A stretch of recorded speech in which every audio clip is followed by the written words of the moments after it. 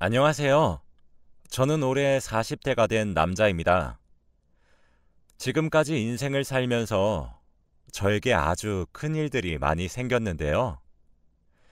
이 일들을 저만 알고 있기에는 아쉬워서 여러분들에게 한번 소개해 보려고 해요. 저는 아내와 귀여운 딸과 함께 살고 있습니다. 아내와 저는 다들 주위에서 금슬이 좋다고 말할 정도로 서로를 아끼고 너무 사랑해요. 저도 아내를 볼 때마다 전생에 나라를 구했나 싶을 정도로 감격스럽고 결혼한 지 5년이 넘었는데도 신혼같이 달달하죠. 저와 아내는 친구 사이였는데 연애를 20대 초반부터 해서 저희 부부의 주위 사람들은 저희가 얼마나 애정이 깊은지 다 알고 있어요. 다들 어떻게 아직도 금술이 그렇게 좋을 수 있냐며 자기네들 부부는 그냥 동거인이라고 하면서 저희를 부러워했습니다. 저는 오히려 배우자를 동거인 취급하는 그들이 더 신기했지만요. 그리고 저와 아내의 주위 사람들은 다 아는 사이다 보니까 친한 친구들도 많았어요. 그 중에 민호라는 친구가 저희 부부와 친했답니다. 민호는 결혼을 한번 했었었는데 아내와 이혼을 하고 혼자서 열심히 돈 벌어서 살고 있는 친구였고 늘 제가 새로운 사람을 만나라고 하면 민호는 이젠 지쳤다며 자신을 위해 돈을 쓰는 게 더 좋다고 하는 사람이었죠. 저는 그 말에 동의를 하지 않는 건 아니지만 그래도 항상 민호한테 귀가 닳도록 결혼은 좋은 거라고 말을 해도 민호는 듣지도 않더라고요. 그렇게 그날도 민호와 같이 만나서 밥도 먹고 이야기도 하면서 재밌게 놀고 있었는데 거리에 있는 사주집을 지나다가 갑자기 민호가 야, 여기 들어가 보자 하는 겁니다. 저는 사주나 타로 같은 건 절대 안 믿어서 왜? 나 이런 거 돈 아까워 라고 했지만 민호는 아니, 나만 보게. 나 미래운 좀 보자 라고 하더라고요. 저는 내키지 않았지만 그래도 재미삼아서 민호와 같이 사주집에 들어갔어요. 그런데 사주집에 앉아있던 할머니는 들어가자마자 저와 눈이 마주쳤고 그러면서 에휴 이러는 거 있죠? 초면에 사람 면전에 대고 쯧쯧거리면 누가 좋아하나요? 솔직히 기분은 나빴지만 할머니라서 꾹 참았습니다. 그런데 그 할머니는 자리에 앉자마자 저에게 아휴, 너는 앞으로 큰일이 많이 생길 거요.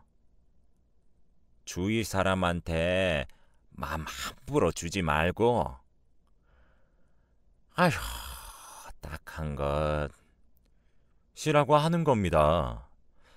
저는 사주를 전혀 믿지 않았고 그 할머니가 장사꾼으로밖에 보이지 않았기에 저를 갑자기 딱한 사람 취급하는 것이 기분이 나쁘더군요. 네 와이프도 믿지 마. 그거 속에 뭘 품고 있어. 할머니는 저에 대해서 악담을 하시는 것으로도 모자라 제 아내까지 말을 하시면서 저와 아내 사이를 갈라놓으려고 하시더라고요. 아내와 제가 금술이 얼마나 좋은데 그런 말을 하시는지 기분이 너무 나빴습니다. 할머니, 그게 무슨 소리세요?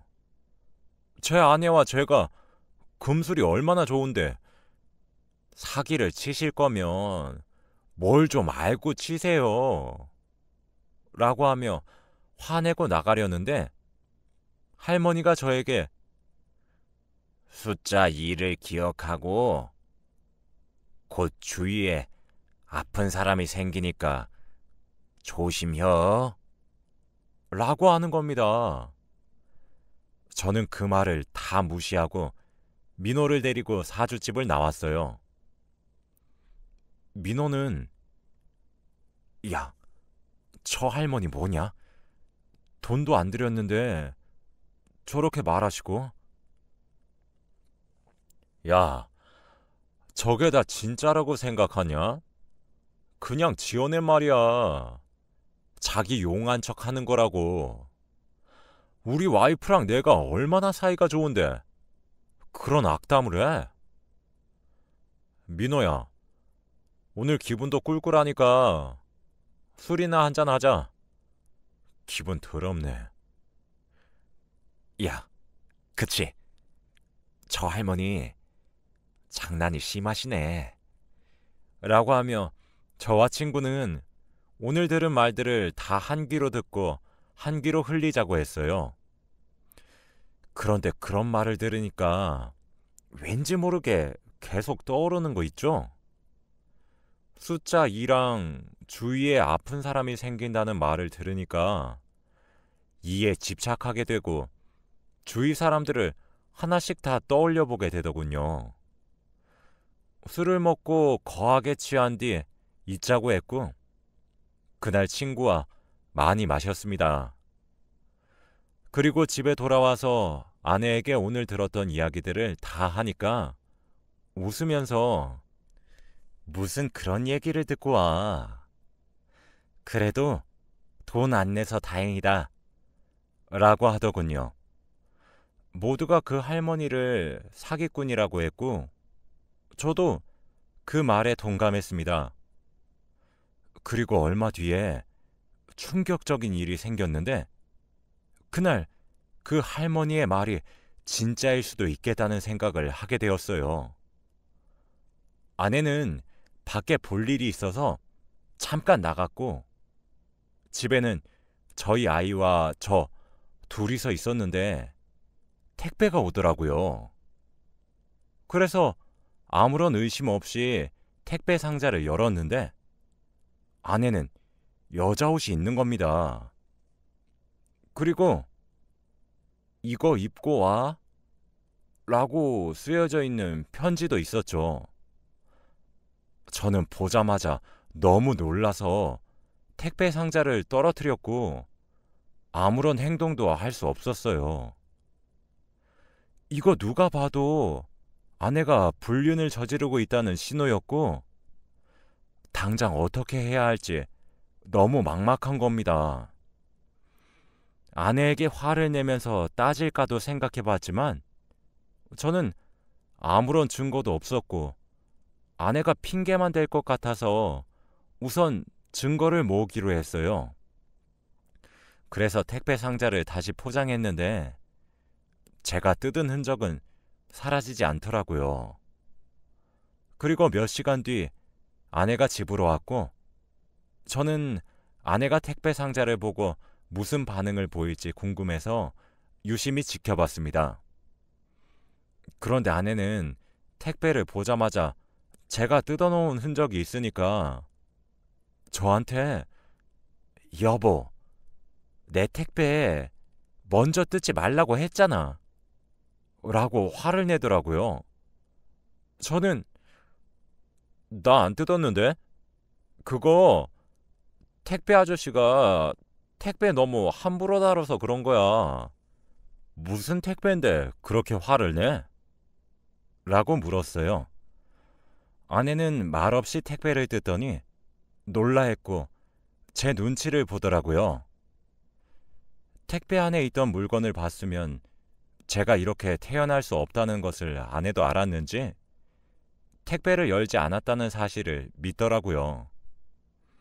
그러고는 택배 상자를 들고 방에서 나갔습니다. 저는 아내의 모습을 보고 정말로 불륜을 확신했고 그때 그 할머니의 말이 머릿속으로 스쳐 지나가더라고요. 아내를 믿지 말라는 말과 속에 무엇을 품고 있다는 말이 다 이 일을 예언하시고 말하신 거겠죠. 저는 도저히 어떻게 해야 할지 모르겠어서 민호에게 전화를 걸어서 만나자고 했어요. 그때까지 저는 이혼을 해야 할지 고민도 되어서 한번 경험이 있는 민호를 불러 조언을 듣고 어떻게 해야 할지 물어보려고 했거든요. 민호를 만나고 모든 일들을 다 말했습니다. 민호야, 나 어쩌냐 진짜. 난 우리 부부가 금슬이 좋고 사이가 좋은 줄 알았는데 어떻게 내 와이프가 나한테 이럴 수 있냐? 어떻게 딴 놈이랑. 정말 그 할머니 말이 맞나 봐. 와이프 믿지 말라고 한 거. 야, 아니야. 우연일걸? 너무 섣부르게 판단하지 마. 그리고 그 옷 친구가 보낸 거일 수도 있잖아. 아니야. 누가 봐도 남자가 보낸 거야. 나 이혼하고 싶은데 어떻게 해야 되냐? 민호는 자신의 경험을 예로 들어서 우선 증거를 모으라고 했어요. 당장 증거를 모아서 변호사를 찾아가 이혼 소송을 진행하라고 했죠. 마음 같아서는 그렇게 하고 싶었지만 저희에게는 아이도 있었고 무엇보다 제가 아내를 너무 좋아했습니다. 그렇게 불륜인 것을 알고도 아직까지 좋아하는 저를 보니까 스스로 화가 나더군요. 우선 그날은 민호가 저를 위로해 주었고 저는 민호에게 신세한탄을 했네요. 민호 같은 친구가 없었다면 큰일 날 뻔했습니다. 그리고 저는 그날부터 아내의 사생활에 간섭을 하며 불륜 증거를 모으기 시작했어요. 아내 차 블랙박스랑 휴대폰까지 싹 다 보았는데 전혀 증거가 안 나오더라고요. 그런데 증거는 바로 통화 기록이었습니다.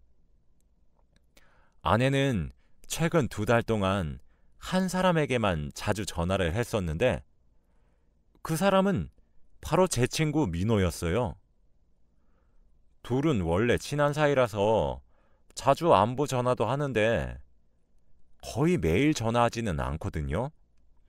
그런데 아내와 민호는 하루에 2번 이상 전화를 꼭 했습니다. 솔직히 민호는 저의 가장 친한 친구이기도 하고 제 고민을 듣고 위로까지 해준 친구니까 민호는 절대 그런 애가 아닐 거라고 확신했고 민호가 아내에게 전화를 한 이유가 제가 말한 얘기를 아내에게 전해줘서 저와 아내를 화해시키려고 전화를 자주 했다고 생각했어요. 그래서 아내도 제가 지금 자신의 불륜을 의심하고 증거를 찾고 있다는 것을 알고 있을 것 같았죠. 저는 그날 아내가 퇴근하고 집에 와서 진지하게 그때 온 여자 옷이 들어있던 택배에 대해서 물어봤습니다. 제 상식선으로는 도저히 여자가 보내줬다고 생각할 수 없었고 아내가 어떤 핑계를 댈지 궁금했거든요. 여보, 사실 나 그때 택배 봤어. 옷, 그거 누가 준 거야? 아, 그거 친구가 줬지. 내 생일 선물 못 챙겨줘서 미안하다고 선물해 주던데? 그럼 쪽지는? 그건 장난친 거지. 여자들끼리 이런 장난 많이 쳐. 설마 여보, 그것 때문에 요즘 계속 우울해 있던 거야? 설마 나 불륜 의심하는 거 아니지? 아내는 오히려 당당하게 불륜이라는 단어를 꺼내며 아니라고 주장했고, 저도 확실한 증거가 없었기에 화를 내지 않았습니다. 마음속으로는 이미 아내의 불륜을 확신했지만 아이에게는 너무나 좋은 엄마였기에 참고 살려고 했지요. 그리고 얼마 후 아내의 진정한 불륜 상대가 민호라는 확실한 증거를 찾아버렸습니다. 아내가 자기 차를 세차해 달라길래 아내 차를 탔는데 민호의 담배가 발견됐거든요. 민호는 전자담배를 피워서 누가 봐도 민호 거인 것이 티가 나는데 그게 아내의 차에 있었습니다. 그리고 민호가 비싼 전자담배 잃어버렸다고 저한테 한탄을 한 적도 있었거든요. 그걸 보고 두 사람한테 화가 많이 났고, 어떻게 제 앞에서 얼굴 하나 안 변하고 태연하게 행동할 수 있었을까요? 그리고 아내는 차에 누가 봐도 전자담배가 떨어져 있는데 마치 제가 보라고 거기 놓은 것 마냥 아주 대놓고 있었습니다. 저는 그 자리에서 민호에게 전화를 걸고, 야, 나 네 전자담배 찾았다 라고 한 뒤 민호 집 앞으로 아내 차를 끌고 갔어요.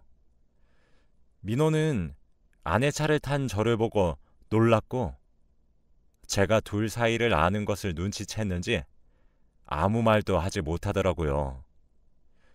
민호를 조수석에 태우고 사람이 없는 곳으로 차를 끌고 가는 동안 저희 둘은 아무 말도 하지 않았어요. 차를 갓길에 세우고 민호에게 전자담배를 건네주었고, 민호야, 네 전자담배 우리 와이프 차에 있더라. 설명 좀 해봐 라고 말을 했죠. 미안하다. 민호의 눈에는 눈물이 맺혀 있었고 저에게 미안하다는 말뿐이었어요. 자기도 어쩔 수 없었다고 합니다. 내가 너한테 솔직하게 말하려고 했는데 네가 너무 힘들어하니까 말할 수 없었어. 그리고 네 아내가 너한테 어떤 존재인지 내가 다 아는데 정말 미안하다. 앞으로는 절대 네 눈에 안 띌게. 미안해. 민호는 저에게 사과를 하고 차에서 내렸고 저는 차 안에서 펑펑 울었네요. 가장 친한 친구와 아내의 불륜이라니요. 처음에는 꿈을 꾸는 줄 알았습니다. 그날 집으로 돌아가서 아내에게 모든 사실을 다 밝혔더니 아내도 할 말이 없는지 이혼을 하자고 하더라고요. 대신 위자료 많이 주겠다고 양육권도 가지라고 하면서요. 그리고 저와 아내의 인연은 끝이 났습니다. 주위 사람들은 금술이 좋던 저와 아내의 이혼 소식을 듣고는 무슨 일이냐고 연락이 많이 왔고, 거기다 대고 다른 남자와 불륜을 저질렀다고 말하기에는 너무 민망했어요. 그렇게 몇 달이 흘렀고 어느 정도 아내 없는 생활에 적응을 하고 있을 시기였습니다. 아이는 한창 엄마의 손길이 필요한 나이인데 엄마가 없으니까 너무 외로워하더라고요. 그래도 엄마의 빈자리를 채워주기 위해서 아이에게 헌신을 다했습니다. 일을 마치고 와서 힘들어 죽을 것 같아도 아이와 몇 시간 동안 놀아주었고 잠에 들 때까지 옆에 있어준 뒤 저는 밀린 집안일을 해야 했죠. 그리고 아침이 되면 유치원에 보내주고 출근을 했습니다. 아무래도 혼자서 벌다 보니 아이 하나 키우는 것이 많이 벅차기도 했고, 아이가 말을 안 듣거나 너무 힘들 때는 혼자 화장실에 들어가서 아이가 자는 동안 많이 울기도 했어요. 그래도 지금은 많이 적응돼서 울지는 않습니다. 그런데 어느 날 갑자기 누군가에게 전화가 왔어요. 바로 제 친구였던 민호입니다.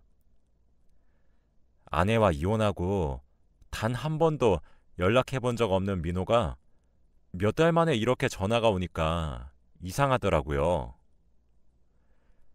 둘이서 행복하게 잘 살고 있다고 안부 전화하는 건가 싶어서 처음 전화는 받지 않았어요. 그런데 계속해서 전화가 울리길래 어쩔 수 없이 받았습니다. 그런데 전화기 너머로 들리는 민호의 목소리가 굉장히 안 좋아 보였어요. 흐느껴 울면서 저에게 내가 죄책감이 생겨서 안 되겠다, 야. 라고 했죠. 이제야 친구 아내와 불륜을 저지른 것에 대해서 죄책감을 느낀 건가 싶어서 퉁명스럽게 왜? 라고 했는데 민호가 하는 말은 정말 충격적이었습니다. 민호는 저에게 나, 네 와이프랑 바람난 거 아니야. 다 네 와이프가 시킨 거라고 임마. 라고 했거든요. 도대체 그게 무슨 소린가 했더니 알고 보니 민호는 아내의 부탁을 받고 연기를 한 거였습니다. 네 와이프 지금 병원이야. 갑상선 암이라고. 알고 보니 아내는 갑상선암 투병 중이라서 저와 이혼을 했던 것이었습니다. 그런데 제가 알고 있는 갑상선암은 쉽게 치료할 수 있다고 생각했는데 그게 아니었죠. 아내는 운이 나빠서 종양 크기도 크고 위치도 좋지 않은 악성이었다고 해요. 그래서 의사 선생님도 갸우뚱거리시면서 수술해도 재발할 수 있다고 했지만 그래도 고집해서 아내는 수술을 했는데 결국 재발을 하고 말았고 결국 지금은 죽음을 기다리고 있다고 하더라고요. 저는 아내가 죽을 수도 있다는 소리에 당장 민호에게 들은 병원으로 갔고 아내가 있는 병동은 바로 호스피스 병동이었습니다. 제가 알고 있는 이 병동은 생을 마감할 때를 기다리고 있는 환자들이 지내는 곳이라 일반 병동이랑 띄워져 있다고 들었는데 정말 그렇게 생겼더라고요. 저는 설마 하는 마음으로 병실 문을 열었는데 거기에는 얼굴이 헬쑥해져서 누가 봐도 아픈 사람처럼 생긴 아내가 침대에 누워 있었어요. 저는 아픈 아내를 보자마자 눈물이 왈칵 쏟아졌고 아내도 그런 저를 보고 많이 놀란 눈치더라고요. 그러면서 저에게 당신이 어떻게 라고 했고 저는 그런 아내를 와락 안아버렸어요. 너 바보야? 왜 나한테 말을 안 해? 미안해.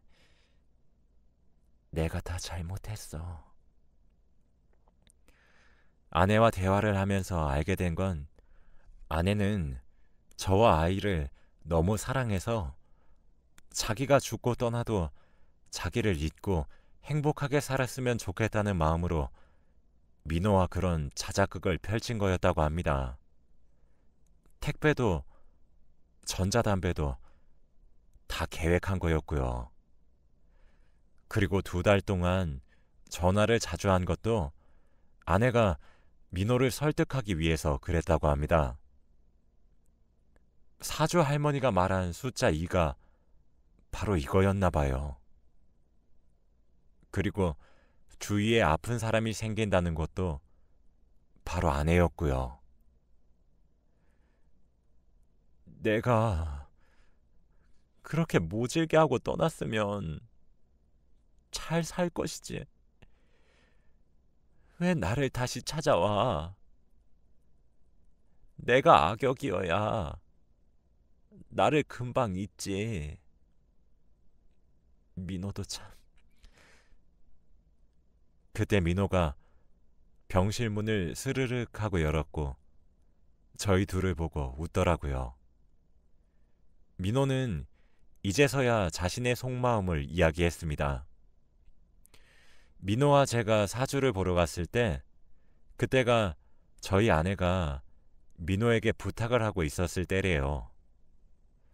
민호는 저에게 그런 상처를 줄 수 없다고 거절했지만 아내는 죽을 사람 소원 한 번만 들어달라고 사정사정을 했다고 합니다. 그리고 민호는 결국 2달 동안 고민을 했다고 하네요. 그런데 사주 할머니가 숫자 2를 조심하라고 했을 때도 뜨끔했고 아내가 속에 뭘 품고 있다는 말과 주위에 아픈 사람이 생긴다는 말을 들었을 때 너무 놀라서 소름이 돋았다고 합니다.